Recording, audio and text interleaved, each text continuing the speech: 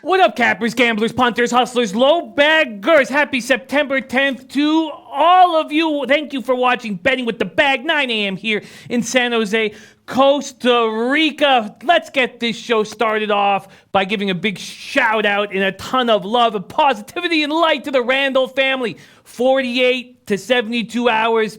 We want you guys home. Home, out of the Toledo hospital. We are thinking about you guys, sending you love. Briggs showing his toughness. And we think about you guys constantly and sending as much love as we can to you guys. We want you guys home. And that's where we think you are going. 48 hours, 72 hours. Let's get you guys home. Much love to the Randall family. Also, huge Monday nighter. Went 3-1 on my NFL action. Feel good enough about it. 6-6 opening week in NFL. I guess because of my history of bad week 1s and 2s, if you had offered me 6-6 down 0.25 units, I guess I probably would have taken it. Not so hot in the 50K pick 6 contest. Not doing quite as hot there. And I have my pick 6 show coming up tomorrow. So check that out. That's with the boss and the sauce.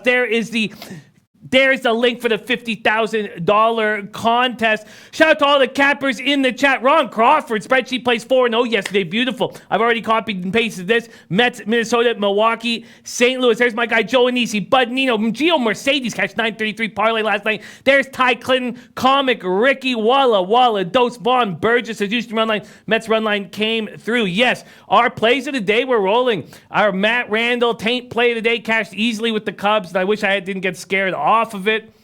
Mistake there. I did go 4-1 in MLB. My only loss was my late addition.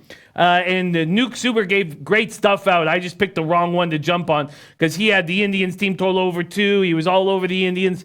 I just went with the A's team total over. And when they went up 11-0, I thought I'd probably be in good shape because they bring out the bums. Well, if there are any bums in that Astros bullpen. But that didn't happen. Shout out to all the guys in the chat. We got Viper MB. We got AM, DJ, Big Boss. And there's Matt Randall. There's my guy, Matty Randall in the house.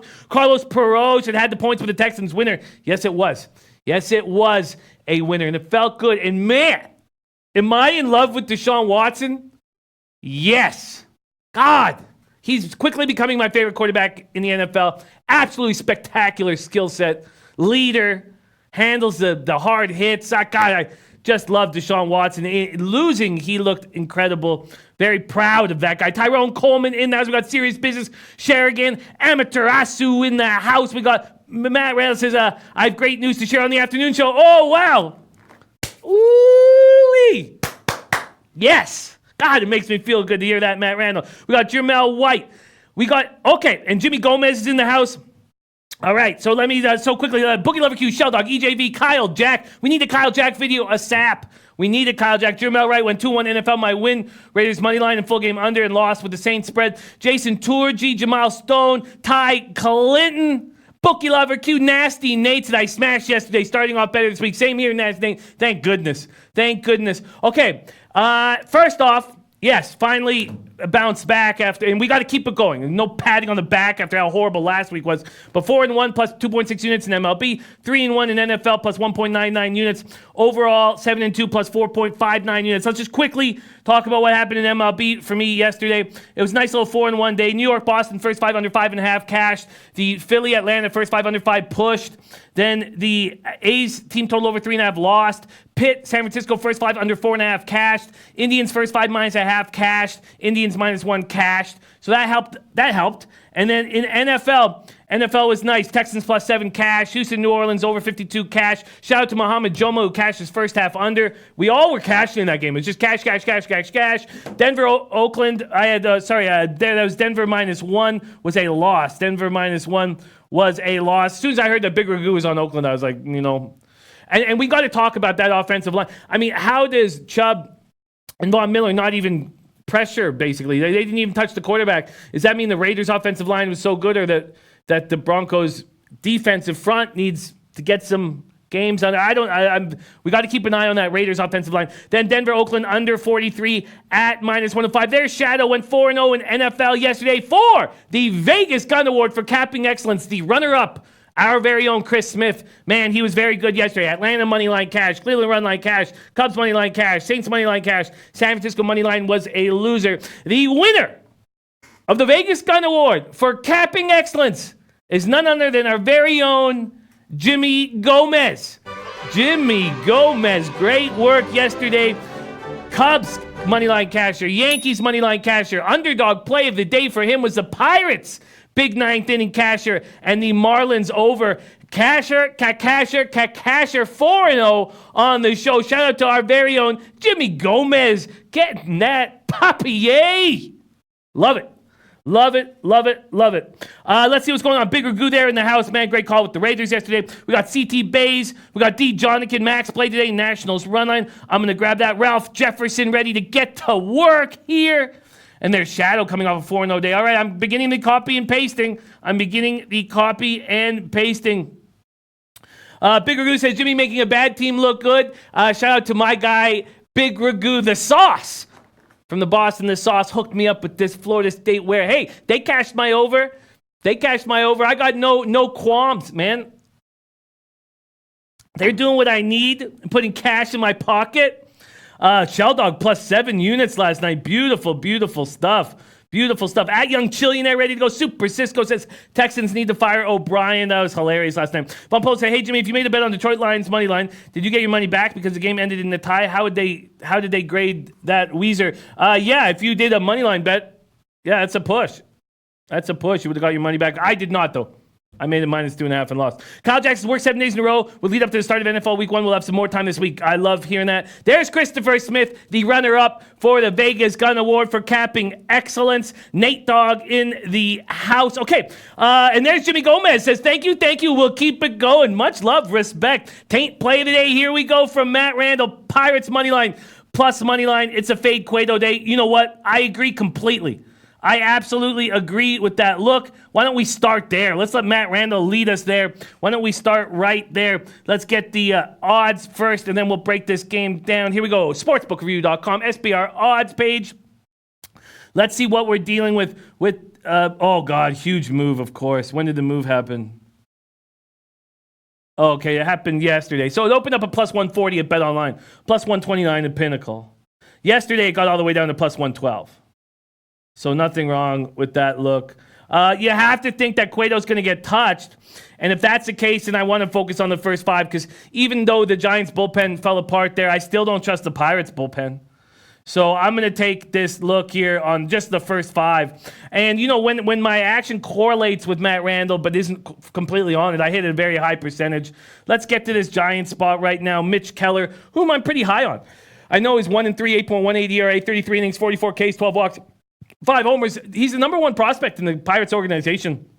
Pirates hit righties hard, 274, 781 OPS. Giants is 235, 697 OPS versus righties. We're going to be joined. We have a packed show in 11 minutes. Parlay Poppy is going to be here. 15 minutes after that, Aunt L, star of the sports guy, is going to be there. And then 15 minutes after that, we have Teddy Cover. So we got a lot of work to do, and I'm going to start right there. I'm going to start with a correlated play there, just fading Cueto. And I don't want to double up here. I only want to make one move. I'm getting a plus 109 at Bookmaker. That's Pirates' first 5. Oh, can we hit up that MLB record, Rafa? Sorry, I should keep doing that every morning, regardless of how embarrassing that looks. It's a little better than it was yesterday. I did lose 1.4 units on that A's team total over 3.5, which was disgusting. Bookie Love Q said Cincinnati Cueto was money. Heard he was okay in rehab, but nothing like before. Pirates look like the play. I agree. Shell Dog says, Mitch, your boy, it is. Shadow says, have a big future on the Raiders.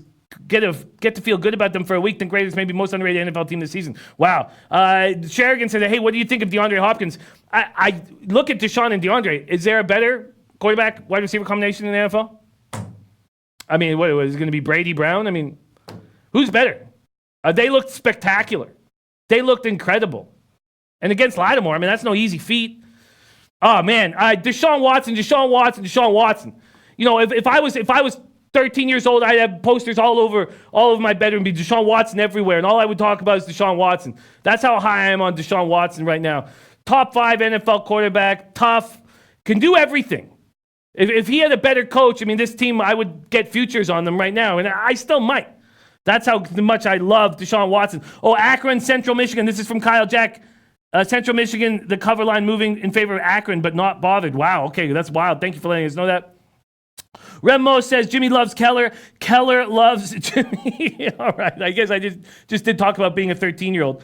Bookie Lover Q says Watson want to play safety too. And did you see the Hopkins tackle there? I mean, that was wild shit. I'm in love with him. Isaac Higgins says Raiders, boom. My boys look sharp. Your boys did look sharp. Anthony Owis, our guy Anthony's Diamondbacks cost me a huge payday. I swear if I always go against the Mets, they'd be 162-0. Kyle Jack says love Watson. The only thing he gets risky, taking a lot of contact. Don't want to see him injured again. Yes, that's a huge problem. It's a huge problem. But how do you not love that heart? I mean, yeah, if I had futures on him or if I was part of the brain trust of the Texans, I'd be very concerned. But for me, no, man. For me, Conor McGree said you have to take down the Farrah Fawcett posters.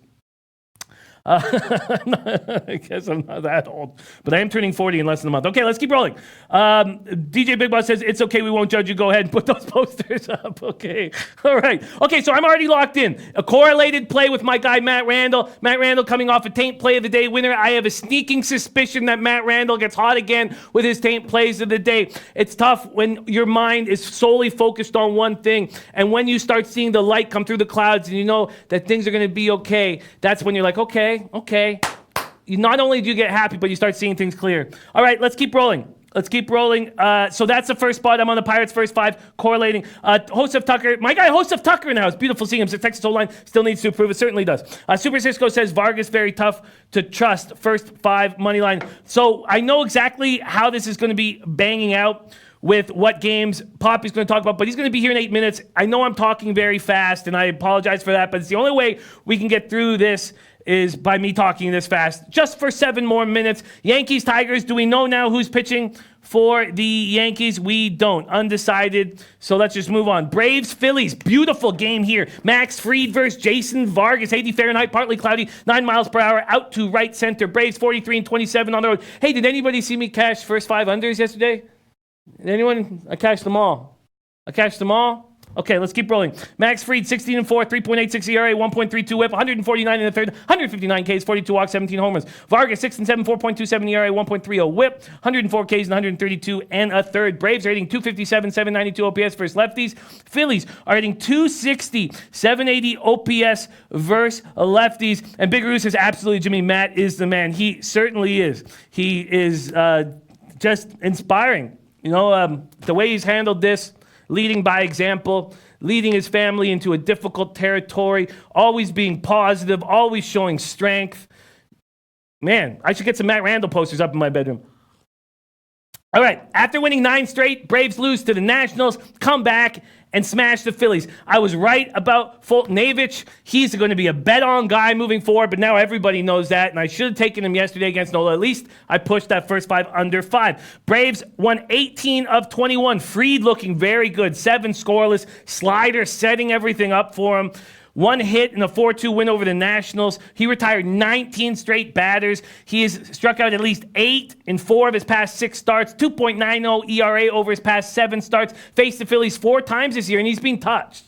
Twice as a starter, 1-0, 6.94 ERA, 8 career outings, 2 starts versus Philly, 4.58 ERA. Phillies are 5-4 September after winning the final 2 games of a 3-game series on the road against the Mets. Phillies did not look good yesterday. Vargas' last start was against the Reds, no decision, nice performance, 5 1/3, 2 hits through first 5 scoreless innings, and gave up a 2-run homer to Iglesias. He's 2-2 with a 5.40 ERA in 7 career games versus Atlanta. His lone start against the Braves this year was his worst outing of the season. 1 out on April 13th, allowed 4 runs, but he just came back. Come back. So I don't know how much. Conor McGree says, I took the Braves. Thank you, Jimmy. I don't know if you need to thank me for that.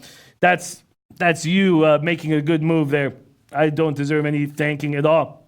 Matt Randall says, for the last week, this show, and you guys have given me hope and brought my spirits up when they were lowest point. Families, family, thank you all. Man, and look at Conor McGree said, that's what we do, Matt Randall. It's I've been very proud watching how you've handled all this, and if I'm ever in any kind of similar situation, I will try to use you as an example of how I need to behave in that situation. Ski Prophet says, why Cincinnati minus 127, full game minus 135, first 5? Seattle relievers ranked 28, Cincinnati 12th last 2 weeks.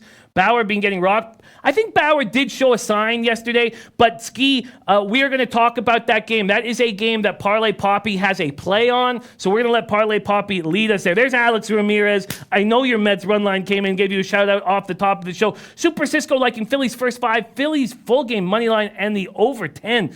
Very, very interesting there that Super Cisco, my guy Frankie's all over this.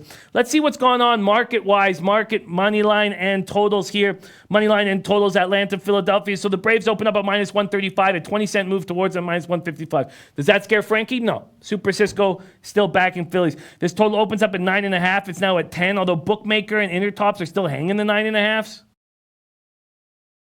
Team Money says betting the Phillies any day is too risky. Ralph Porwando already on the over 9.5. It's 9 miles per hour out to right center. I'm not entirely sure what I'm going to do with this spot, but I'm not going to sit here and hum and hawk as we have no time. So we will continue talking about these games, and we have both Parlay Poppy and Ant L coming on. Let's talk Dodgers, Orioles. Ty Blach always has pitched well against these Dodgers, and he's coming off a good enough start. There's Lamont Williams cashing his Brewers run line. Nice job. That was the Brewers and Cubs were very easy spots for you guys, and I wish I had jumped on because could have had a very, very nice day. 82 Fahrenheit, cloudy, 8 miles per hour, out to left center. Remember, Dodgers just 5 games over 500 on the road. Let's see if already there's been a huge market move because there hasn't been. I want to back the Orioles here, first 5. Buehler coming off getting rocked. I mean, 8 hits, 6 earned runs, 2 home runs, 0 walks, 5 Ks over 5 innings. How is it possible that the Orioles are going to care? Or sorry, that the Dodgers are going to care. Block 4-2, 2.82 ERA, 13 games against the Dodgers. You know, I just feel like the Orioles have value here. I'm a little hesitant to jump on because they're the Orioles, but let's see what our guy Matt Randall's saying. He says, I would love to send a video from my low back pain, which brings myself walking out that ICU and that hospital very, very soon to be shown on the show. Is that possible, Jimmy? Oh, of course, Matt. Oh, man, is that possible? That would be our absolute honor to play that and to celebrate that. So please, please, please, we would love that. Armin Enosa says, Ant from the Sports Cake. There we go. Anthony L saying Block is a lefty. Exactly. And the Dodgers still have good numbers against lefties, 253, 787 OPS, but you know, historically they've been vulnerable. Ski Prop says Buehler's and the Dodgers both worse on the road. You know, let's see what I get first half on the spread. Give me a plus line here, a giant plus line. I'd get plus 160. If I just took them on the money line, I would get plus 239. You know, this is something I would like to do. There's been a 10-cent move, by the way, at BetOnline on the first 5. Bookie Lover Q says Dodgers manager said they got to clinch the West this series. Urias is back in the bullpen. They need 2 wins. They need 1 win or an Arizona loss. That ends the division race. There's my guy Armin Hinosa in the house. Love seeing that. Ralph Pawando on Dodgers run line. Daddy 89, Dodgers minus 1.5. Randy Lockhart, Walker Buehler, road ERA 3.28. Oh, there is a away ERA. Sorry, 4.01. 4.01. Jamel Wright says, I think teams like Yanks, Dodgers, Braves want to win 100 games. Dodgers, no block. I like the over in a hitter's park. I would like to make a move on the Baltimore Orioles first 5 here. I would. I think that block got a little bit of confidence in that game against Tampa. 5 innings, 2 hits, 2 earned runs.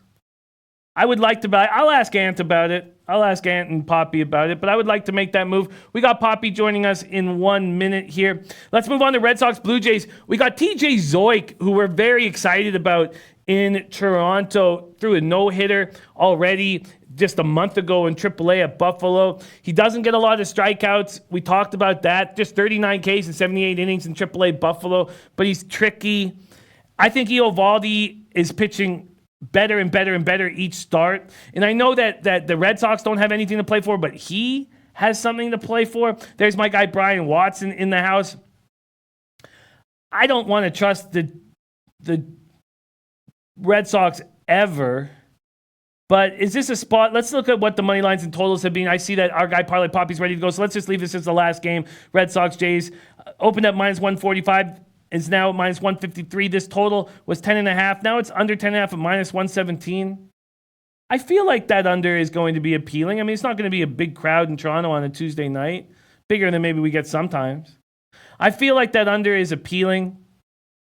I do. I'm just going to leave that as a lean right now. Under 10.5 as a lean. Kyle Jack with the NIU taint. Mac, oh, he's jumping on the taint. He's taking Matt Randall's taint. I like seeing that. I don't know if Matt's going to allow that. NIU taint, Mac, play of the week, plus 14.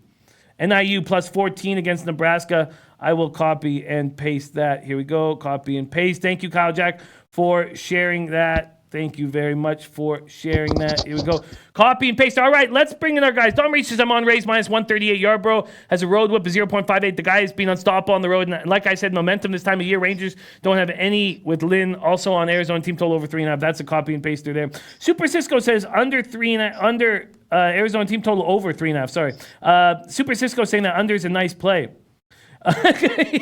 Matt Brown says my date is not for the taking. Oh, that's so funny. That's so funny. It's the first time I've seen anyone try to take over the date. Super Cisco liking that under. I like it too. I'm just not going to make a quick move on either of those two plays. I want to really take my time, and I don't want to have too many plays on this card. So I'm going to take my time. Let's bring in our guy, Parlay Papi, representing Los Angeles, California, joining us on this Tuesday morning. Parlay Papi, thank you so much for rolling with us. How are you doing this morning? What's poppin', everybody? Man, so much football going on. But, Jimmy, we still got a little bit of regular season MLB. So let's just jump right into it, my guy. How you doing? I'm doing good. I had a really rough weekend, and, the losses kept me up on Friday, Saturday night. I couldn't sleep. And so I like that there's a little bit of hope brought back after a nice Monday card. So I need to keep that rolling desperately right now. Desperately. Day Junior Smiles says, Rays looks kind of fishy today, Jimmy. We're going to talk about that spot. Ralph Portwanda says, on the under, Jimmy. Ralph, are you talking about that Boston-Toronto under? I need to know if you're talking about that. But let's get right to work, Parlay Poppy. What's the first game on your card that you want to take us to? Speaking of the Rays game, let's get on that, right? I Beautiful. just heard a comment saying that the line might be a little fishy. We got to remember how good Lance Lynn's record as a home starter is. It's 9-1. These guys show up for him, right? So I don't think there's anything weird with that line at all. I actually like it here. So, opening up at minus 124. I'm not sure where we're at now. Maybe minus 132, minus 135, something like that. But, let's look at the Rays as a whole. Winning 10 of their last 11 games, I'll bet, be it against sub 500 teams. The Rangers, looking a little competitive, right, on paper. I don't know about that so much, right? They've won 7 of the last 10. But they're playing against some shit teams like the Orioles and Mariners of the world. They're not competing with the high-level teams. In fact, the Rangers are 0-7 in their last 7 games versus a team with a winning record. And they're also 1-4 in Lynn's last 5 starts versus a team with a winning record. So that immediately popped off the board to me. So I see that the Rays are definitely clicking a lot better offensively than they were in the past, maybe 2-3 weeks ago. And what is most impressive for me is the fact that bullpen, which is the foundation of how this whole Rays organization is working, is greatly improving. There's going to be those substantial dips in their performance because of the fact of their use. It's going to happen regardless. And we see they're getting over that hurdle, getting back into shape. So we got Yarbrough on the mound. Just heard you talking about him a little bit. I mean, the guy's a fucking stud. Better on the road, 9-1 on the road, .069 whip on the road. And, he likes to get out of that rink-a-dink ballpark in Tampa Bay. So judging by the numbers, he's a fan of being in another place besides Tampa Bay. Can't blame him. So I got this team, the Rays, who are clicking. The bullpen's better. The guys are hitting at the plus 800 mark in the last 10 days. And I got a Texas team, although showing up for Lynn, is 1-4 in Lynn's last starts, and they're also 0-7 hosting winning teams. I also got a bullpen in Texas who's almost given up 2 home runs per 9 innings and is barely striking anybody out, and that's dangerous. So we're going to take this Rays run line, -1 at -110, Jimmy the Bag today. I like it. There's just no way around it. I've been a big Lynn fan all year, and I'm not concerned going up against them, especially with the Rangers against lefties, the Rays on the road, Yarbrough just rolling. August and September, 5-1 with a 2.25 ERA, opposing batters batting 195 against them. But Texas is winning. They've won 4 straight. Now, Lance Lynn has actually been good. you can look at what he has done his last 6 starts, be like 4.28 ERA, 0-4, but that's just one bad start, one disaster start. Other than that, he's been fine. Lynn beat the Rays 5-0 on June 28th. He's 1-1 with a 3.49 ERA in 4 career starts against this team.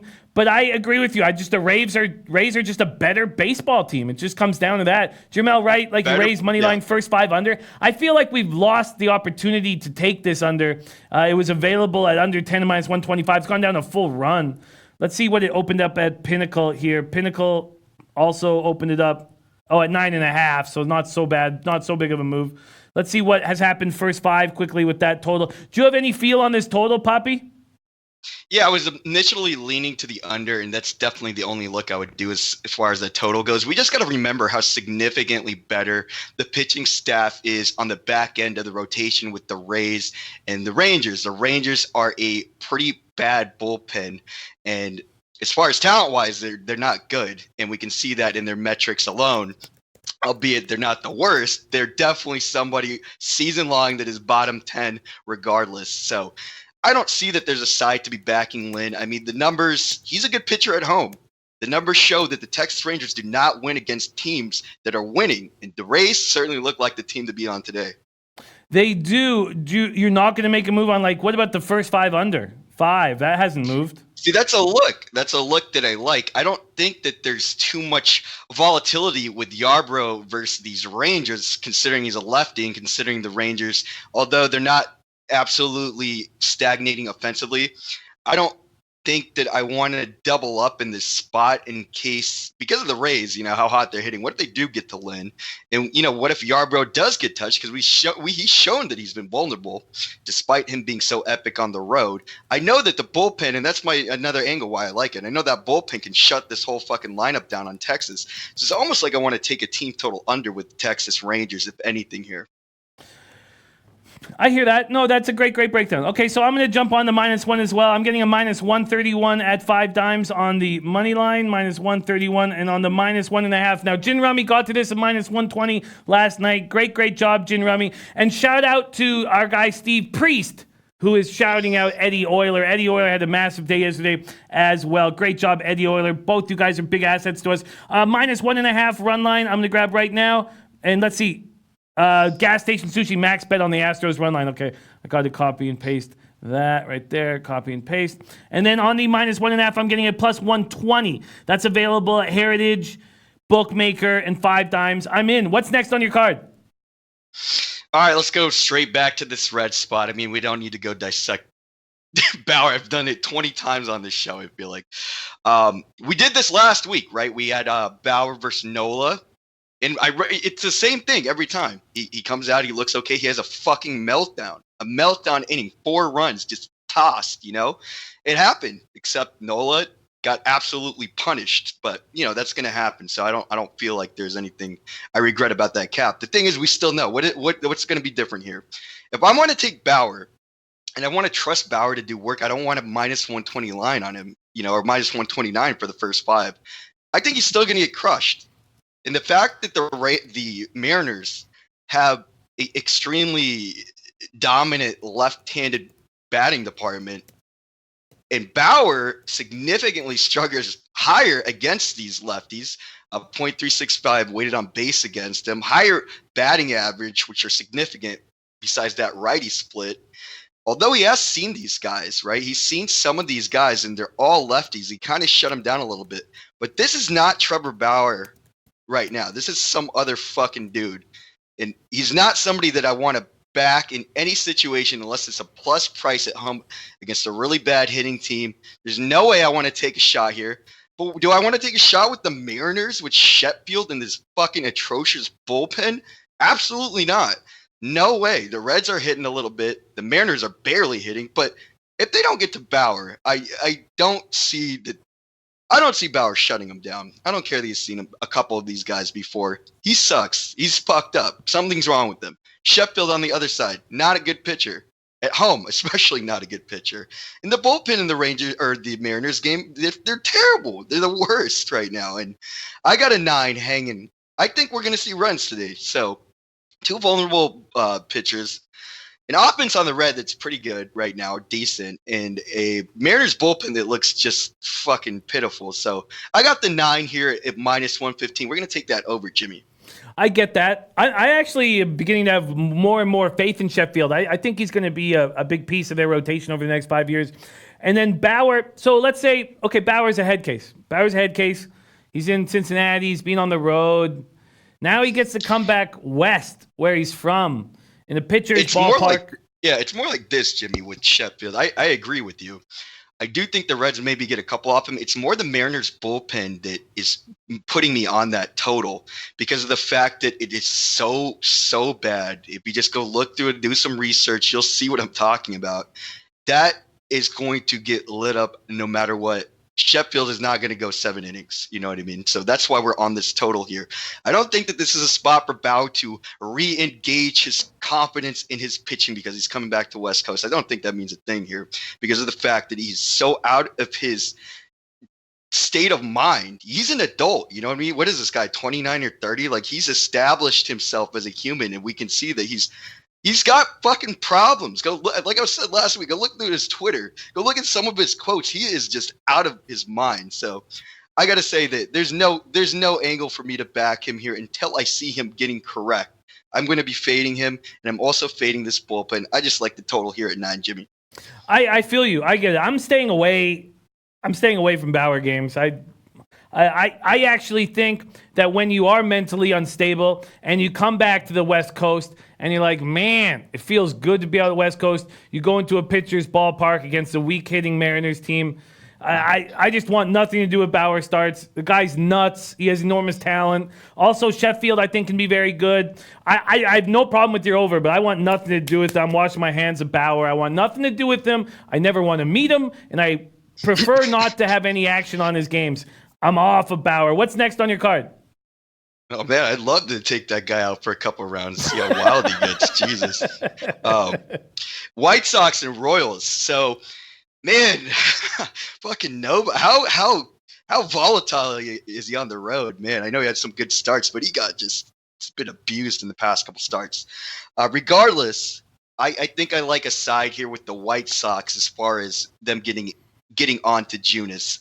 So I have Junis, who is actually a better road pitcher, but he looks really, really, really vulnerable in these last 4 games. This is the part of the season where we got guys who are doing pretty decent, like Junis was, that start kind of falling apart. We saw it. I called it yesterday with Fears. I knew that was like the start. He was going to get annihilated. Game flies over in the second inning.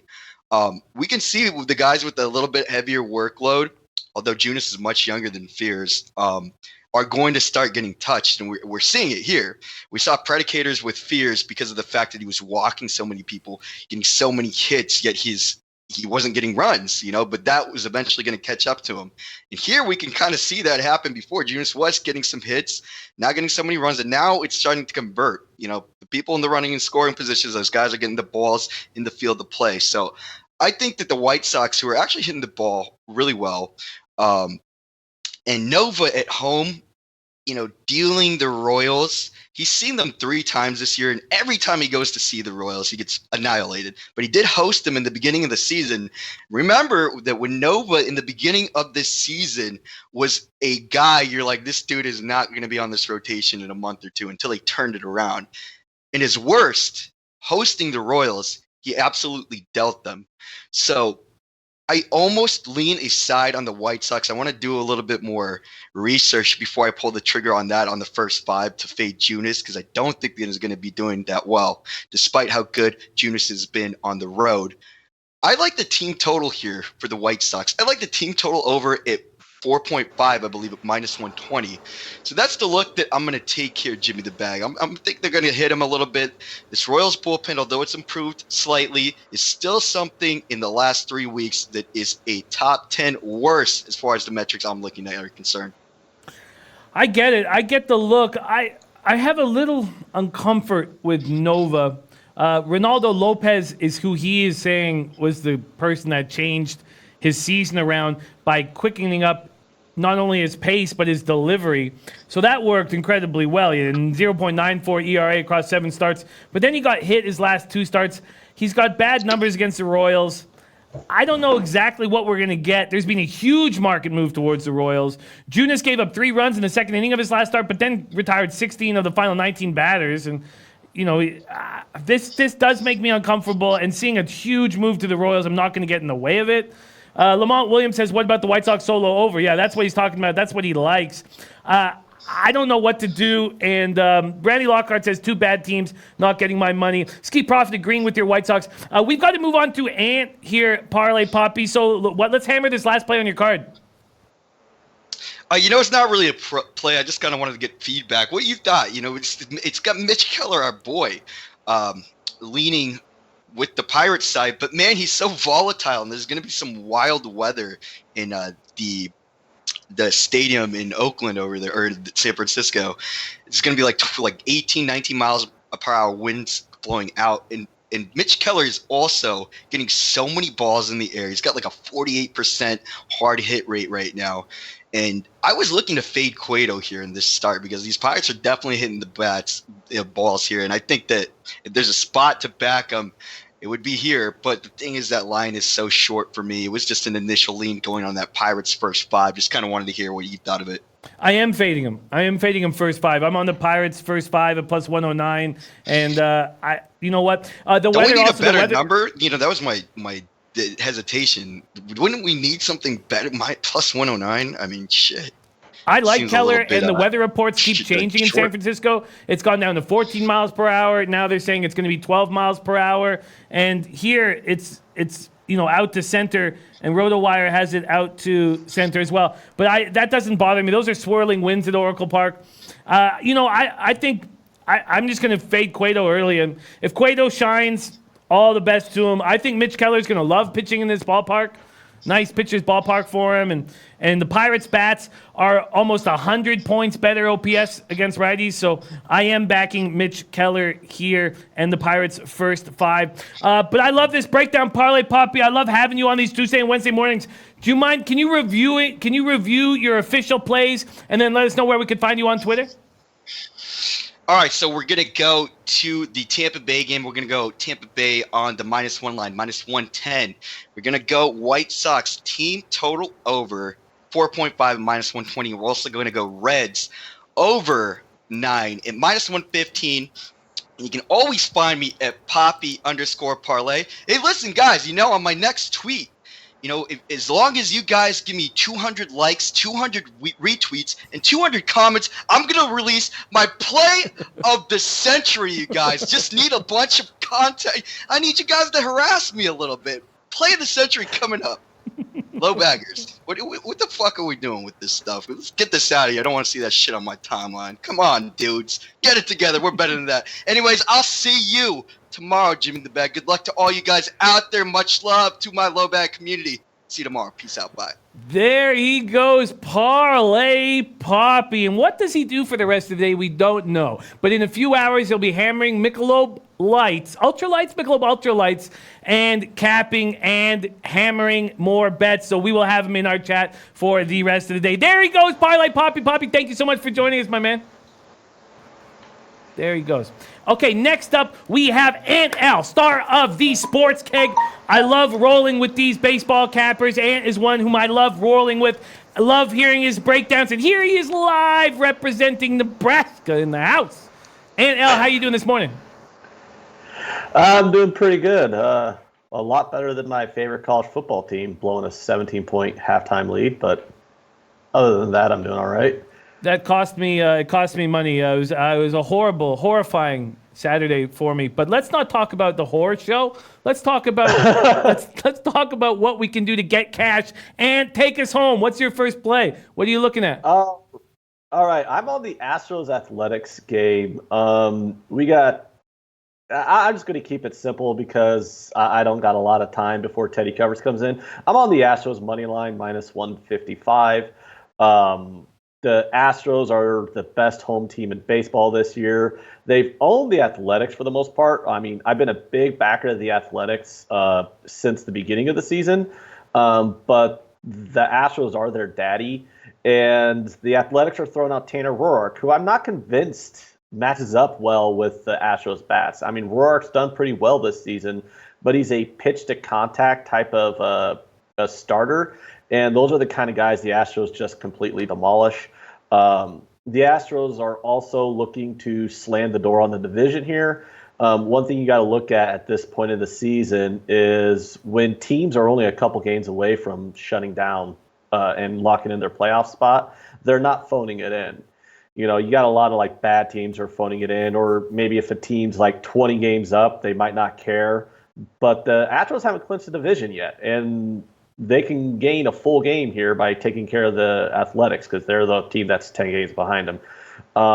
I like them here at minus 155. I like them all the way up to minus 175. I think they roll today. So I'm on the Astros money line. Yeah, I hear that. I mean, there are a couple red flags for a big favorite like that, and that's whatever happened to Miley's last start. You know, doesn't even get an out. Allows 5 runs. And then there's Danny Almendarez now. I love seeing that. And then there's the way the A's hit lefties, and those numbers are actually coming down. 255, 794 OPS. They did have a OPS above 800. And there's been this market move towards the A's. And I think Tanner Roark in this start will make his claim to be the pitcher in the wild card game for the Oakland A's. I mean, that's with the A's, he's got 2.70 ERA, 1.12 whip. I definitely hear that. I hear that spot, but there's enough red flags at this point for me not to want to take a favorite here. But we have Gas Station Sushi on a max bet with the Houston run line. Christopher Smith is on the Houston run line. So a lot of people backing it now. Russell Gordy says, hell no, not Miley. And Guru Sports Bet says, I would not bet on Wade Miley ever. Wade Miley still, even with that breakdown, is a 3.35 ERA, 1.26 whip. He's been great all year long. So you're expecting a bounce back start from Wade? Yeah, why not? Yeah, I mean, I get it. Every starter gets shelled at some point or another. I mean, Mike Fiers got shelled by the Astros earlier in the year and then went on to he's had a career year other than 2 starts against the Astros. No, I get it. I absolutely get it. And I'm gonna hold off. Like go over pitchers' game logs. You'd be surprised how many pitchers give up 6 earned runs and then they give up 1 or 0 the next start. I mean, it all evens out in the end. I mean, I'm not worried over one start. If he had like 2, 3, 4 starts in a row where he looked terrible, then, you know, you have those red flags. But, I mean, you can't just throw a guy under the bus who's had a career year over one bad start. Well, I agree. There's enough red flags for me not to take a favorite here. Maybe that will change. Seeing you in Gas Station on it does make it appealing. And, you know, this team is the first team in MLB history to score 36 or more runs and allow 1 or fewer in a 2-game span. That's never happened in the history of the sport. So, you know, Jin Rami says, are you guys riding what you saw yesterday or the edge you think you have today? That is a good question. Good question, Jin Rami. Today? I mean, what the? All right, I'm going to stay off. What's he think I'm a fucking new to this or something? I'm gonna stay. Oh, I like when Ant gets riled up. I'm gonna stay off A's Astros at this point. Comment. I don't know. What's next? What's next on your card? Braves Phillies. I was on the Braves yesterday. I thought that line was way off, and of course that was an easy winner on an underdog play. I'm on the Braves again today, even though they are a pretty sizable favorite here against the Phillies. I think the Phillies are dead and buried. The team's been struggling, extremely difficult. The Braves are on a roll. And one thing in September, when you have a team that's won 9 out of 11 games, and I see the graphic, 18 out of 21, and they are on the cusp of shutting the door on the division, you don't fade them. I absolutely love their starting pitcher today. They got a much Fried versus Vargas. They got a big starting pitching edge in this game. I love their offensive upside. I love everybody in their offense. Acuna, Freeman. I mean, it's just fantastic. And Fried's a lefty, and he'll shut down some of those lefty bats in the Phillies offense. The Phillies are dead and buried here. I'm putting the dirt on their grave right now. I'm on the Braves at minus 150. Well, minus 155. Sorry about that. I get it. The Braves are a juggernaut, and the Braves could give the Dodgers some trouble come playoff time. Yeah. Going into the season, I really like the Braves. My only question mark with them was I wasn't sure about their starting pitching, and their starting pitching's come alive. Ever since Fulte came back from AAA, he looked horrendous at the beginning of the year, and he got demoted. He comes back from AAA. He's figured it out. He's been a bet-on pitcher since. I've been betting on him since. He's found out his stuff. Soroka, Fried. I mean, Tehran's looked really good. So I had a lot of questions about their starting pitching at the beginning of the year. That was the one thing that I was worried about if it was kind of keeping me off of wanting to take them to take the division. But those starters have answered those questions this year. Their bullpen's a little bit shaky, but the entire league's bullpen's shaky. I think the Braves have a shot at taking down the Dodgers, but I still think the Dodgers ride into the World Series. But if any team stops the Dodgers, it'll probably be the Braves. Yeah, I agree. I'm interested in the Braves here. Again, I don't want to fill my card with road faves, and I'm just trying not to have too high quantity of plays. But Fried coming off that 7 scoreless, 1 hit against the Nationals, and that's a Nationals team that smashes lefties. You have to think everything's pointing in the right direction for Fried to continue his great play. I get why you're on the Braves. I absolutely get why you're on the Braves. And this is a make-or-break time for the Phillies. What's next on your card? I have one more official play here. I'm looking at the D-backs Mets game. It's a really nice pitching matchup here. Galen, who I've grown to like him over the course of the season, ever since he got traded from the Marlins. He's got great stuff. His issue basically has just been walks. I mean, he's been walking the world. But his last about 3 starts, he's cut his walks way down, and he's looked fantastic. He's got a 28.8% K percentage, which is great. So now that he's cut down on a lot of his walks, he just looks really good. He's got a 2.50 ERA. Obviously, there's some regression in those metrics with his FIP being at like over 350s. But I think Galen can do really well here against the Mets. On the other side, Zach Wheeler's just not having a good year. He's got a 4.33 ERA. Some of his advanced metrics, they're kind of right in line with that ERA. He's just been having a very average year, which kind of a bummer for me because I was really high on him last year and I thought he'd be doing pretty good this year, but he hasn't shown it. He's just been kind of average. But one thing that's really sticking out to me is the bullpen discrepancies here. So the Mets, if you're wondering, okay, how are the Mets blowing all these games? They have a 63.4% left on base percentage out of their bullpen over the last month. And, for layman terms, that's their strand rate. They're only stranding 63% of runners. That is complete dog shit. And to me, that just shows a lack of heart. When you have a strand rate in your bullpen that low, you have guys who just can't step up in the clutch. As soon as a runner gets on base, they panic and, look at that. They blew another lead for DeGrom or Syndergaard or whatever. So I think this is and on the flip side, the Diamondbacks actually have a top 5 strand rate in their bullpen over the last 30 days. So the offenses are kind of a wash. The Mets offense is slightly better than the D-backs, but not enough for me to think there's any value on the Mets here. I'd like the Diamondbacks here in an underdog spot at plus 114. I think there's pretty good value there. This game should be down closer to a coin flip. So you're giving me plus money on a coin flip. I'm going to take it every time. So I'm on the D-backs here on an underdog spot. That makes sense. Wheeler is not being... I mean, we saw last year that second half out of Wheeler where he looked like an elite top 10 pitcher in the league. We thought maybe he was turning it around about 6 or 7 weeks ago, but that has not been the case. Though when you have the Diamondbacks, they do, hit lefties much, much harder than righties. Just a 244, 738 OPS versus righties. Wheeler coming off allowing 1 run, 5 innings against the Nationals.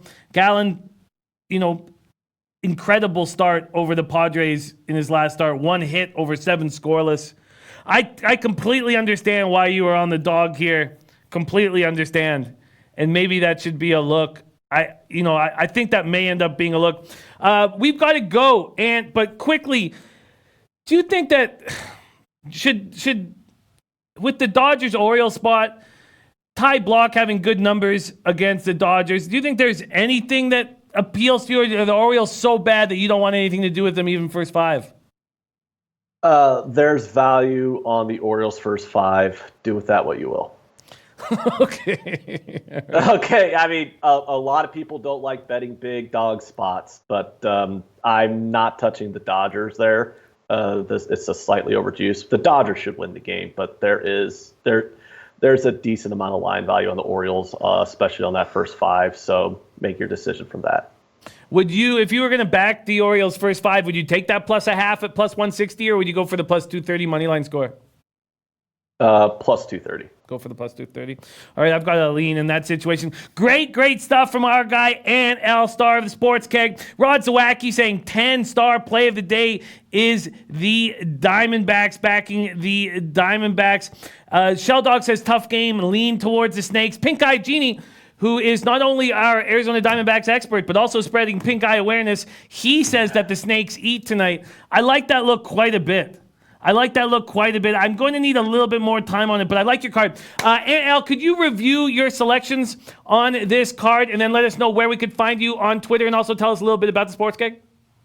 All right, I'm on the Astros money line minus 155, the Braves money line minus 155, the Diamondbacks money line plus 114. I took a small piece of the Orioles first 5. And you can find me at AntL_SportsKeg on Twitter. And we do the Sports Keg live betting every night on the Sports Keg YouTube channel. Thank you so much. And I will be joining you tomorrow night on the Sports Keg. Thank you for joining me here on Tuesdays. We love having you. Have a great day. And stay in the black. Keep making that money. Say hi to Teddy for me. I love Teddy. I will. We are very lucky to have Teddy. Let's move right over to Teddy Covers in the house, representing Las Vegas, Nevada. We have Teddy Covers every single morning here on Betting with the Bag, and I am enjoying it immensely. Teddy Covers, how are you doing on this Tuesday morning? I'm doing great. Appreciate the kudos. Thanks. You guys you're so kind. I don't know how else to say it. I feel good about being on the show every day. You guys just butter me up, man. So I appreciate it. Thank you very much. Well, and I'll have you know that Ant rarely butters anybody up. So that is I don't know if I've ever seen him butter anybody up ever. So that is nice to see. That's what I'm saying, man. You guys are. It's not an easy audience to satisfy. So I appreciate you guys. I really, really do. Thank you. Man, the response has been overwhelming. I mean, it's really been. The low baggers are on it. I really appreciate you guys' support. Thank you, and thank you, Jimmy, for giving me all the love. It's all good, man. Oh, we love it. We're a team here. That's the only way we can defeat the juice is by working as a team. Teddy Covers, let's start with takeaways from the Monday Nighter. I went 3-1, so I'm 6-6 on the NFL season. I needed that 3-1. I hit with the Texans plus the points. I hit with the over. Then I hit with the under on the late game, but I lost with the Broncos -1. My takeaways were Deshaun Watson. I know he puts himself in dangerous spots, but man, I think he's absolutely spectacular. I think he's going to be a top 5 quarterback in this league. I think he's got an MVP in his future. Him and DeAndre Hopkins does it get better than that? I don't know if it does. So that was my first takeaway there. O'Brien being Bill O'Brien, making mistakes all over the place. That offensive line did not. I think it's going to take a little while with Tunsil and everybody to get confident in the offensive line. And then on the late game, man, did that Raiders offensive line impress me. I was shocked to not see Chubb and Von Miller doing any damage. And we got to keep an eye on that Raiders offensive line because we already have Shadow in our chat saying they're undervalued, and certainly is the case. Big Ragu was on the Raiders money line last night and looked great doing it. What were your takeaways from Monday Night Football? So, first game. Agree with your sentiments 100% about Deshaun Watson. This guy, we know it already. It's not like Deshaun Watson is someone who we haven't seen excel in college and in the NFL before, but the skill position talent around him is pretty extraordinary. I'm a big Deshaun Watson believer, and of course, I too cashed a ticket with the Texans plus the points last night. I was really hoping to get that money line in, but the sprinkle, unfortunately, didn't pay off. They left Drew Brees 37 seconds on the clock. And obviously that was too much. Although I have to say, Texans defense did not impress last night. And New Orleans was able to do whatever they wanted after halftime. What to go? Touchdown. They had the one punt because they had a penalty. And then, again, the last 2 drives moving the ball down the field. So after halftime, the Saints offense basically was getting chunk plays again and again and again. And that's a worry for me, for Houston, moving forward. I agree with your assessment about the Texans offensive line as well. Being that a work in progress, Watson got beat up last night, 6 sacks on the evening and took a bunch of hits as well. But there's hope there. It's not a hopeless offensive line like there are in some other places in the NFL. The second game, I was kicking myself. I should have had Oakland +3 in my pocket at the end, and I just left the game alone. And when you see a move like that on Monday Night Football, where one team is chalk and then the other team gets bet up to 3, and when you see a move based on a guy, Antonio Brown, we knew Antonio Brown wasn't playing. The fact that he's gone for Oakland is probably a positive, not a negative. That's a big off-field distraction. Now Gruden gets to play the "it's us against the world" deal, and that worked really well last night. And you're right about the Raiders' offensive line. They gave Carr time. They had room to run the football. The rookie Jacobs with the 2 running touchdowns and a big game for Oakland. But, I thought there was some positives for the Raiders and definitely some negatives for the Broncos. Denver, what did they do right last night? I can't think of anything they did right. The defense didn't play well. The offense didn't play well. Fangio didn't make the talent level better. And Flacco is who he is. Raiders impressive, no question.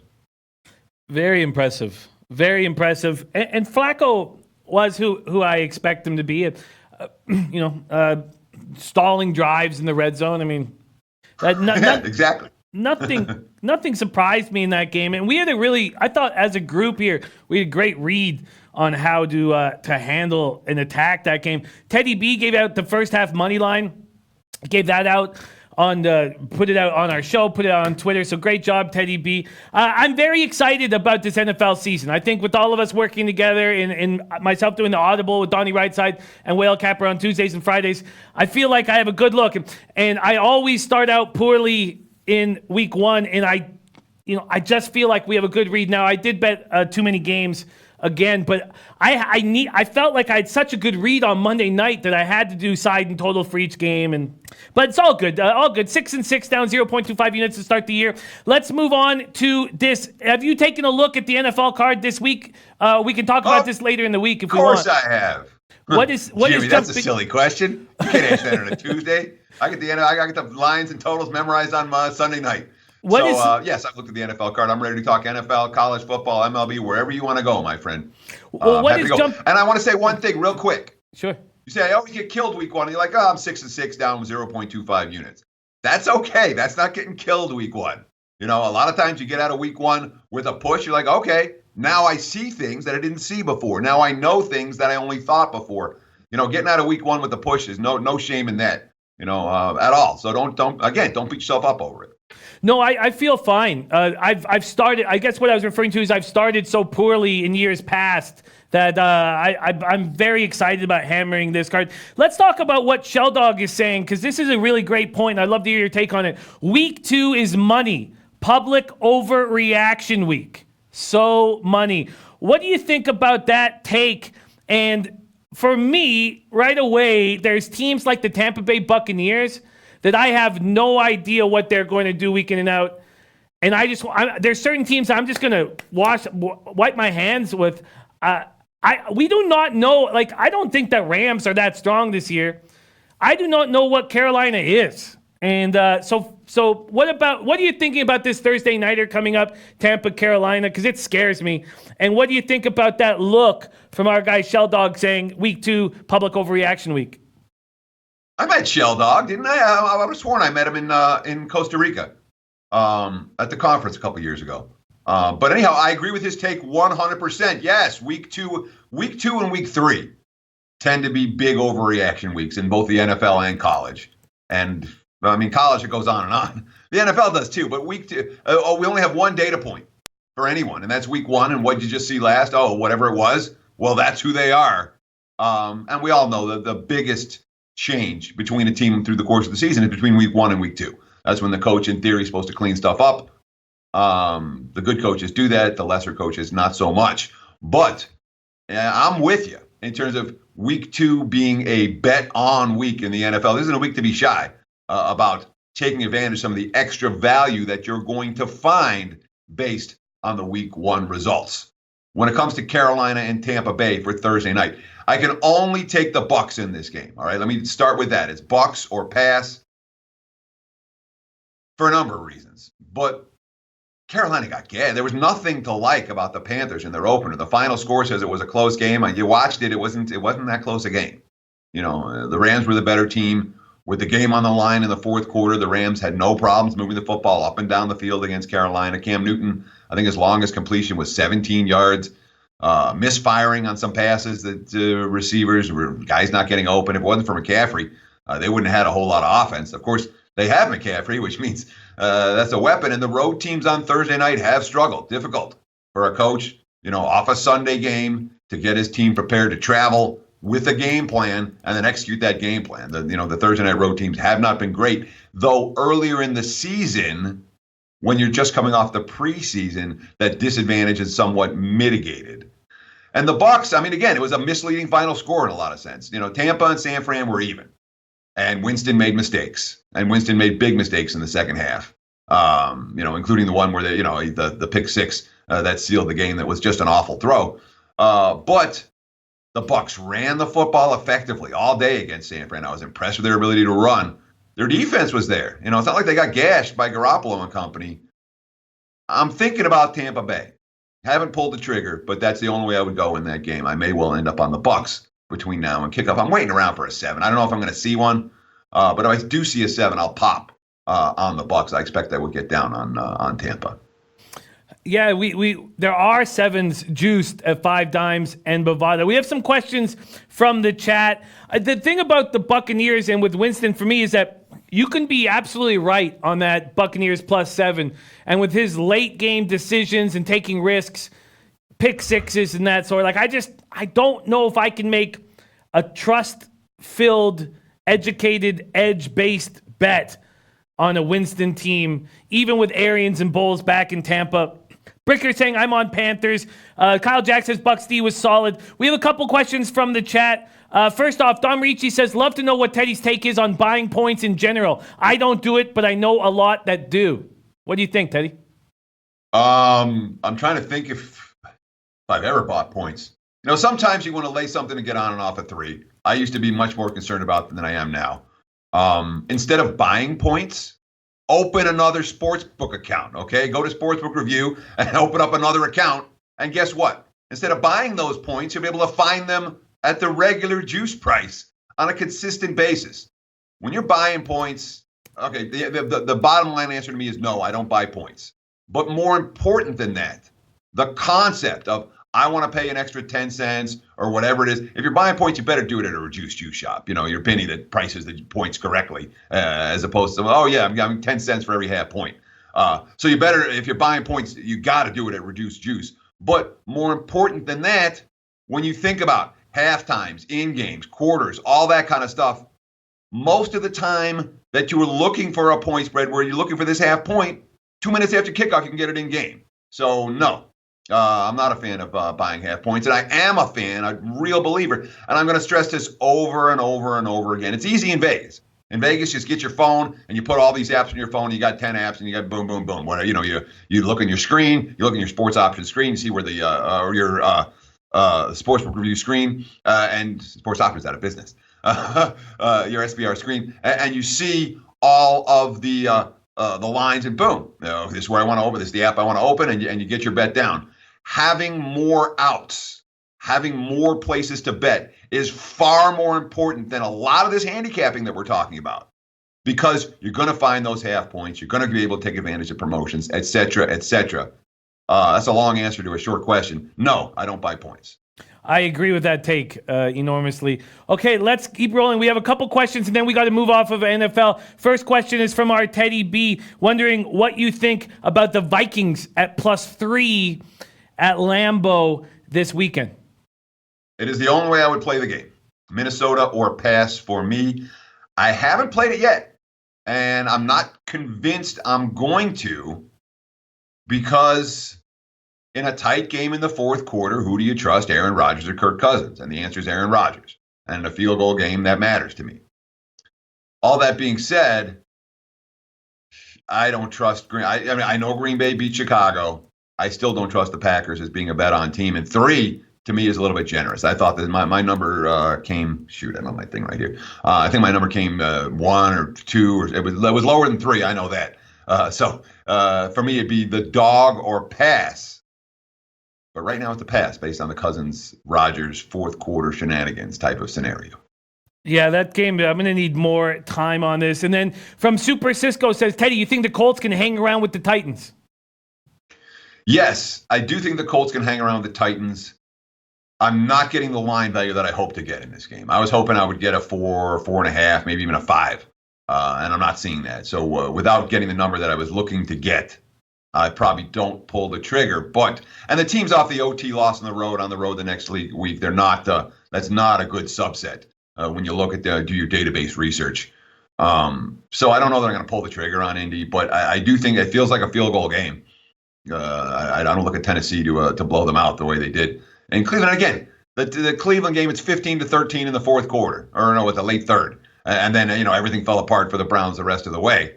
But it was again something of a misleading final score. The final score says they won by 30. That was a competitive game, and I expect this to be a competitive game as well.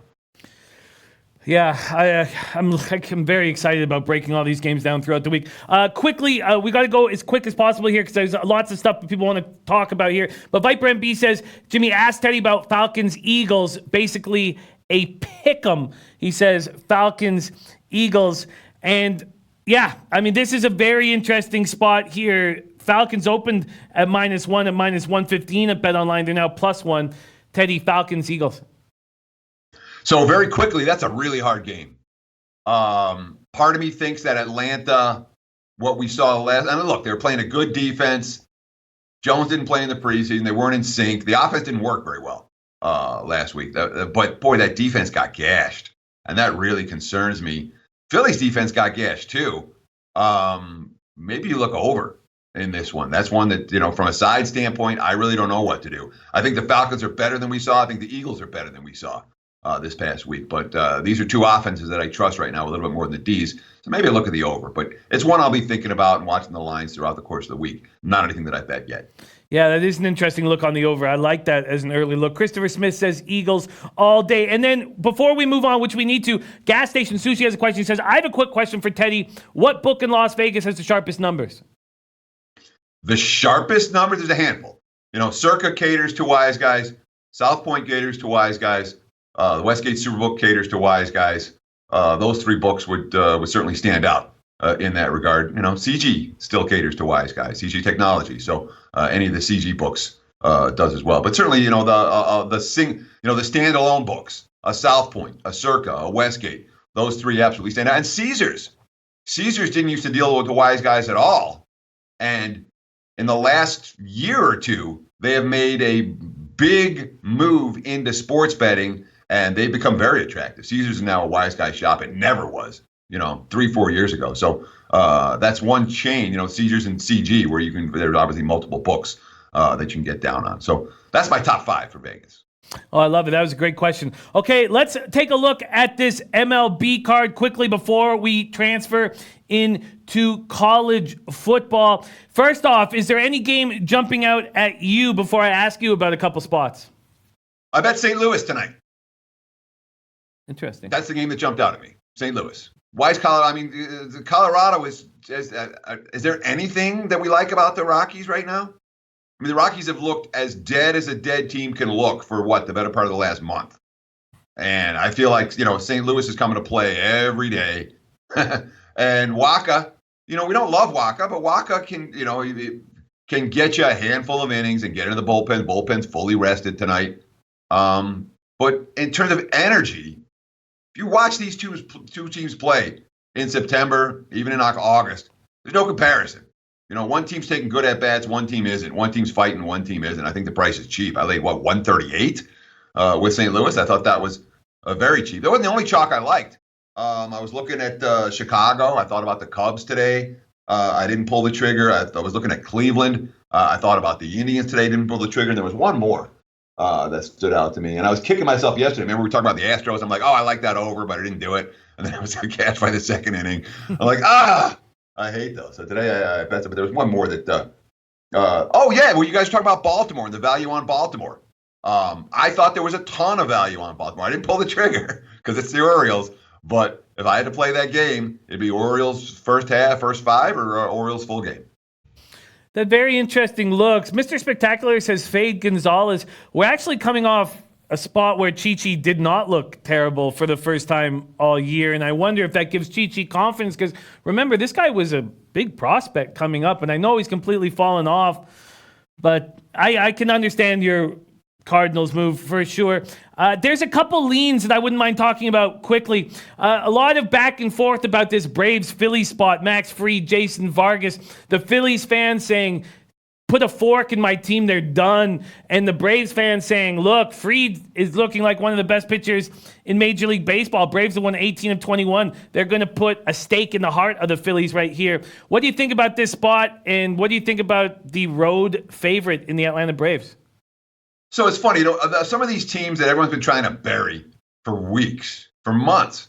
We're trying to bury the Phillies. We're trying to bury the Red Sox. Every time they lose a couple of games, oh, they're dead, and they come back and win a couple of games. The Phillies been good off a loss, but you can't compare the two teams. Atlanta's real, and Philadelphia's not going anywhere. And Fried's real, and Vargas isn't going anywhere. So I understand the chalk for the Braves. They deserve to be road chalk in this game, but it's not one where I was even close to pulling the trigger. I mean, the price isn't right. Minus 160 on Atlanta. That's not that's too much for me to lay in this matchup. That makes sense. And when you fill your card, especially this time of year with road favorites, you just get crushed. And there's a ton of them on the card today. A ton of them, there is. I do have a lean towards this Orioles first five. And if you were going to back Orioles first five, would you take them plus 230 on the money line, or would you take that plus a half in the first five at plus 160? I might split. It's not something that I've got a very strong opinion on one way or the other. Okay. Yeah, I don't know. The answer is I don't know, Jimmy. We're very. I like them. I get to say once in a while. I get to say I don't know. Damn it. Sure. We are very excited in Toronto about TJ Zoik. Guy does not get strikeouts when he needs to. That's the only blemish on this kid's card. Out of Pittsburgh, out of University of Pittsburgh, threw a no-hitter just last month in Buffalo. And we're very excited about him. And now he's going up against the Red Sox, who've given up. Red Sox are flying into Toronto. The only person on the Red Sox team that looks like they care is Nathan Eovaldi, who wants a spot in the rotation next year. I have a lean towards this under 10.5 in Red Sox Toronto. What do you think of that look? That makes a ton of sense to me. It really does. Red Sox got shut out yesterday, and I like unders when a team gets shut out the day before. The bats aren't in play. It's not like this is a starting pitching matchup that wows the markets. And yet, as you talked about, there are positive signs for both the starters. A little bit worried about a late game shenanigans between two bullpens that are pretty suspect. So maybe you want to put them on the first five under, but full game under, I certainly wouldn't try to talk you out of that one, Jimmy. It makes a lot of sense to me. Yeah, I like it. Let's see what Pinnacle has done with the first five. Pinnacle opened that. So there's been a 4-cent move towards the over at Pinnacle. Let's see what BetOnline has done. And I'm doing this all here at sportsreview.com and the SBR odds page. Clicking over to BetOnline, see what the total is here. So BetOnline, there's been a huge 22-cent move towards the first 5.5 over, which to me means a 6 is going to come on the board, and which to me also means pause. And let me jump in there, Jimmy, because It's really important to note. BetOnline posts a lot of numbers early. They're first to market, and we give them a lot of credit for doing what they do. But it also means that they're going to have bigger line moves a lot of times than other books, because as the markets are pounding it into shape, the BOL numbers, because they're early, don't necessarily match the rest of the market. So you'll see some of the bigger moves on the BOL numbers. That doesn't mean the broader markets have moved there. So you have to say, I can't play this. Even when, again, we talk a lot about getting the best of the number, getting the best of the number, getting the best of the number. That's your goal always, but it doesn't mean, all right, well, if I didn't get the one best number at this one sports book, therefore I'm an idiot and I can't play the game. Just means, try to get it next time.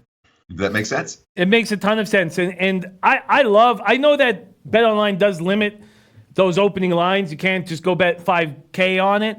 But I do love that they are first to the market. And we have Dave Mason on the show often here. I do love that. But then every time I look at it, I also take a look at what Pinnacle opened it at too. But that's very, very, very important stuff. And then the only other lean I have was I have interest in Ant's play on the Diamondbacks. I'm interested in Zach Allen. I think he's a good pitcher, and I like the pickup there. I was surprised that the Marlins traded him. Now, I know the Marlins picked up a guy who was a top 10 prospect. Now he's not even in the top 100, but he's a shortstop with a high-end possibilities in his career. But Diamondbacks at Mets, Gallen on the road here up against Zach Wheeler. Do you have a feel on this? You think that the road dog has value? That's the only way to play it. That's the only way I would play it. Arizona plus. We know that the D-backs, they had the loss after the incredible streak. They had the walk-off loser on Sunday, which carried over into yesterday. Today's supposed to be the get-right day for Arizona. They certainly got the pitcher on the mound to do it. Yeah, I think so too. I'm going to coming off a 4-1 day in MLB, and last week I got crushed. I need my quantity of plays to be down, and right now I'm not. I'm going to sit and study more. I've got all these games broken down. We will hammer them in entirety on this late show. But right now, I'm only on 2 looks. I'm on the Pirates first 5 at plus 109. Going to fade Cueto early. We'll see what Cueto has here. And as you guys know, I talk about being high on Mitch Keller every week here. And I think that his inflated ERA just gives me a better price on Mitch Keller starts for the rest of the season. Number 1 prospect in the Pirates organization. You've heard me say that many times. I'm also on the Rays -1 here. Yarbrough is becoming an ace. He really is. And now we're seeing him actually getting a chance to start games. He's been so good in August and September. I know Lance Lynn can be very good at home. This is not a first 5 play. This is just a full game play on the Rays -1. Those are my only 2 looks on the card. And you are on the Cardinals. That's your only look on this MLB card? Yeah, but I want to talk about your concept with Keller there for a minute, because I love a pitcher like that. Okay, a guys whose season-long stats are going to say, look at the ERA. Oh my God, he's no good, and yet the current form and the potential don't mesh at all with the season-long stats. I'm looking for that specific instance in every sport that I handicap. Literally, in every sport where current form does not match the season-long stats. That's the number 1 thing I look for. Keller, a great example. Yeah, and also, it's a tough spot. PNC is sometimes a very, very tough spot for righties because the lefties at PNC have enormous numbers there. Get him in San Francisco. Who cares about the 12-14 wind going out? We know it's Oracle Park and that wind is swirling and all over the map. So I'm very comfortable here. Now, the only thing that can get me is Cueto, the vet, can come out, after this long injury delay and come out and pitch well. And if he does, I'll tip my cap to him. Those are my only 2 plays on the MLB card. We're going to hammer it a lot harder on the late show. Let's move on back over to our college football. College football. We did a lot of good work on the yesterday's show, and I want to keep moving on some of the games we didn't talk about. Why don't we start with NC State, West Virginia? I'm going to have to pull up all my college odds here on the Sportsbook Review odds page. Going to focus on college football here. Let's start with NC State, Virginia. We did a lot of work on the Friday games. We'll do more of that there. But NC State opening at -6. They're taking money. They're now -7 at BetOnline. A 1-point move towards NC State. How do you see this game banging out? The cupboard sure looks pretty bare at West Virginia.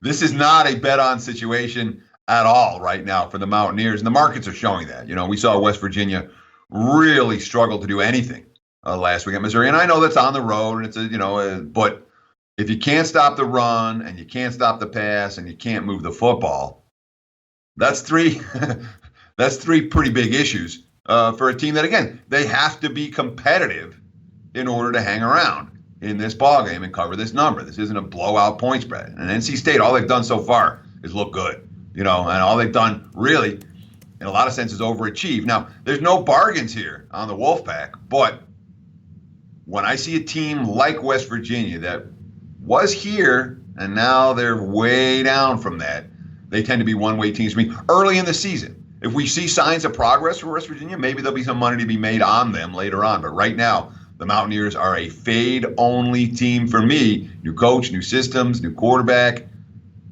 and issues in terms of developing that new scheme early on in the campaign. Have you made a move on them? I have not played the game yet. Not played the game yet. Okay. I find that appealing. Our very own Matt Randall gave us the Buffaloes yesterday. We haven't talked about that spot. Air Force, Colorado. Colorado opening at -4. They're still 4 at a few books, but BetOnline's moved it down to 3.5, and so has Pinnacle. What do you think about this Air Force, Colorado spot? So that line came cheaper than I thought it was going to. My powering number was a good notch or two higher in that ballgame than the markets came out. Although I think I've been a little bit higher on Colorado than the markets in general. So I wasn't surprised my number came out higher.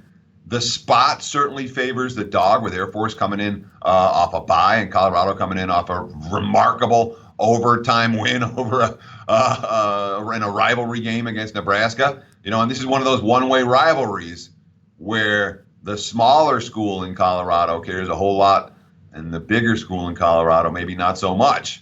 So when you look, again, from a pure powering standpoint, this is cheap. But from a matchup standpoint, how much time does Colorado and how much focus does Colorado have on working on stopping Air Force's complex scheme? And all my Mountain West sources are saying Air Force is a bet-on team this year. So put all that together. Again, my powering number came higher, so I'm not playing the dog, but I can understand why the point spread is where it is. It looks cheap for a reason. I think Air Force does hang around in this one. Yeah, everything, the way that was broken down, it seems like not a slam dunk by any course of the imagination. It just seems like if everything is pointing to the Air Force in that game, I'm going to stay off at this point. Let's talk about this big Iowa State spot. Here's another wild spot from BetOnline, because BetOnline was first. Let's see if Pinnacle was first, because Iowa State opened at -3 at BetOnline, and now let me just see what BetOnline has done with this. BetOnline opened Iowa at +1, and now Iowa's at -2.5. So not as huge as a swing as we saw from BetOnline, but a big swing still. Does this swing make sense? Yeah, Iowa's been really impressive. I mean, what they did last week, again, it was Rutgers, but Stanley's throwing a really good pass. There were, how good is Nathan Stanley? Nathan Stanley's pretty freaking good.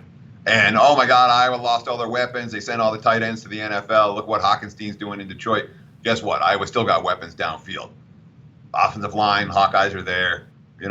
Defense has really looked good the first couple of weeks of the season. Same story with Iowa State, though. I mean, you don't want to sell this team short by any stretch of the imagination. Cyclones, have overachieved basically for the last 2 years. And this year, there's no overachieving. When you grade out Iowa State, they have top 25 talent. Their defense is loaded. So this looks like a back and forth heavyweight fight, a slugfest. My gut reaction says that points might be hard to come by, but boy, the total reflects that. I was hoping maybe we get some under here. No, the markets are smart with this one, but this is not a game that I will bet. I can almost guarantee you that. I'm not going to play the Cyclones or the Hawkeyes. It's a pick'em game, and the markets have it there. And again, I did lean under, but the total came a good notch or two lower than I was hoping. So it's a great game to watch. And the loser of this game might have value moving forward. Two teams I don't want to step in front of. I stepped in front of Iowa last week. I won't do it again. I learned my lesson. And Iowa State is certainly not a team I have any interest in stepping in front of right now. We know how good they've been, and I don't think that I think they're better this year than they were last year, and last year they were pretty darn good.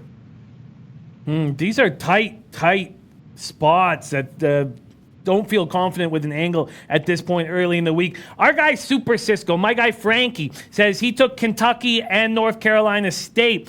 Kentucky or Florida, let's go to the Florida-Kentucky spot. Florida opens at -8.5 at Pinnacle. It opens at -10 at BetOnline. It opens up at -8.5 at Pinnacle and quickly moves within a day to -9. It stays at -9, and then now we see the -7.5s and 7s come back and forth. 7.5, 7. It's sitting at 7.5 right now at Pinnacle.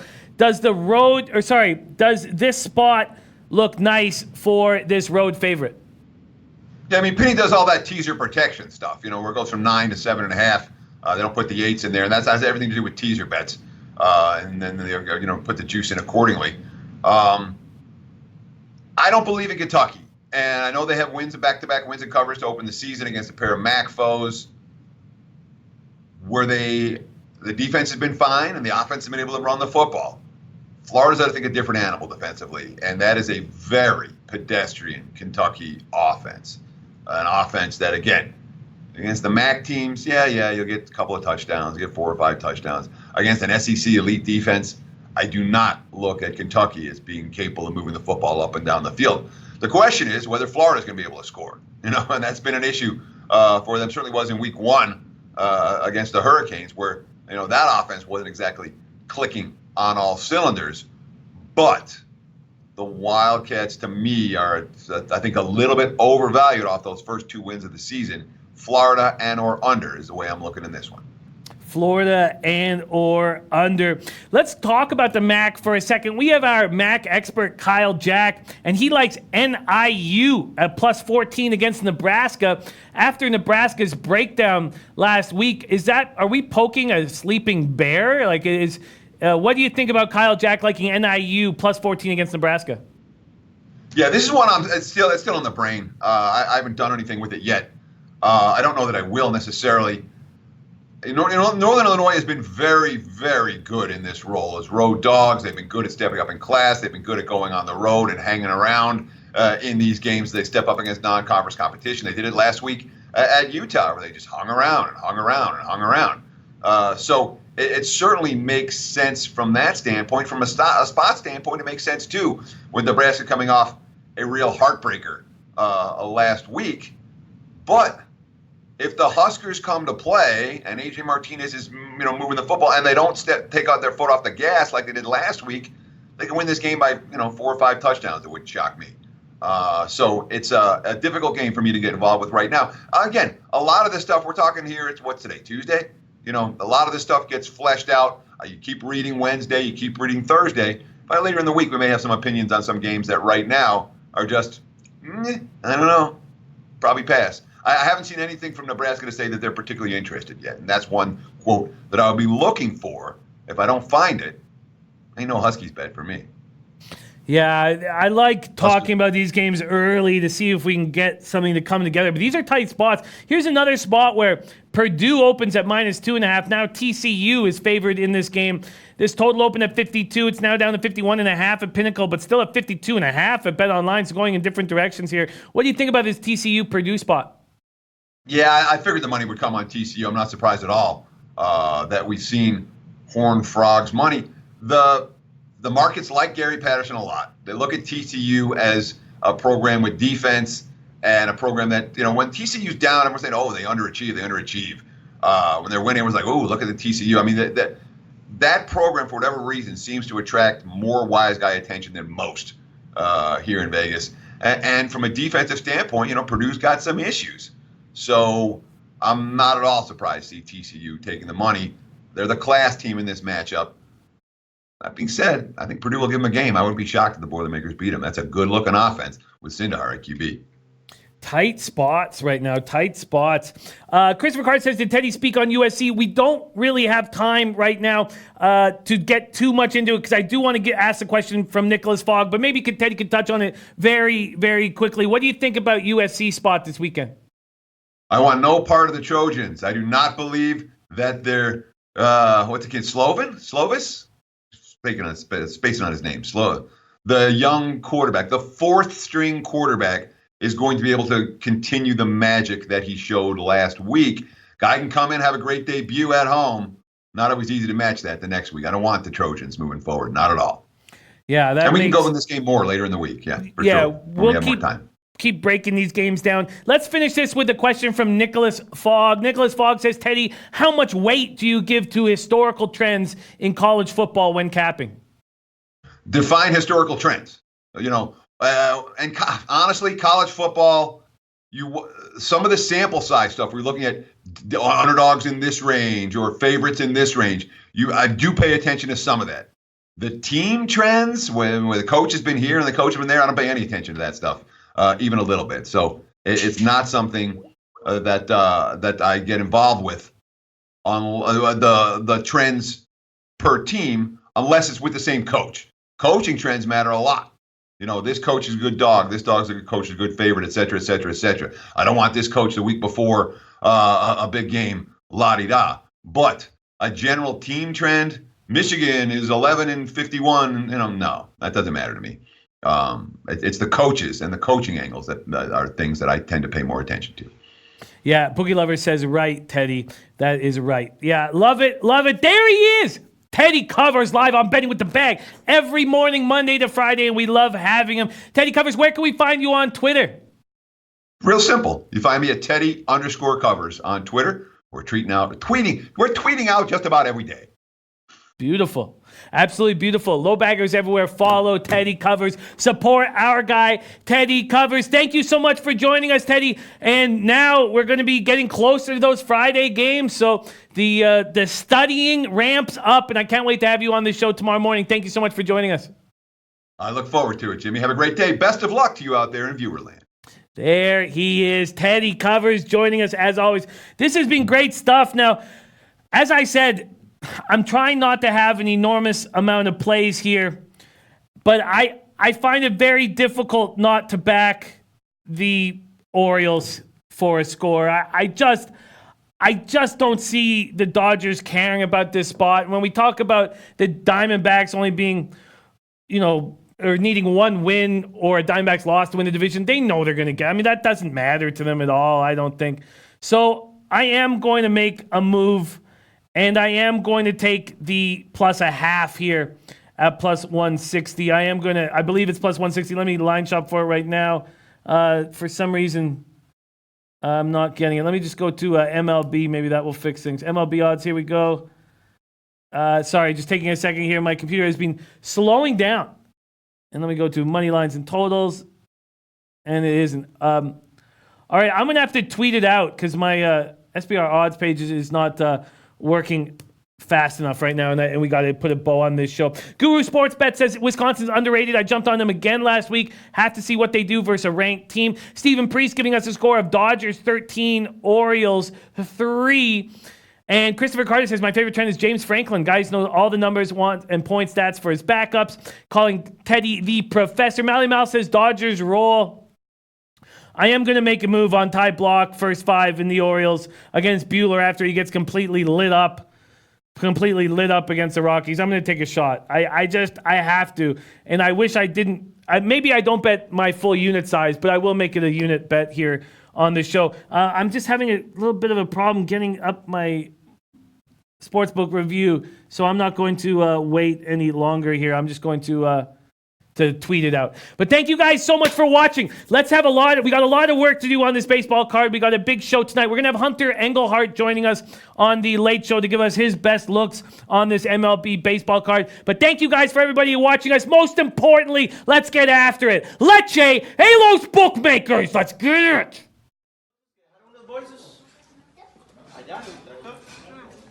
Leche, Los Bookmakers.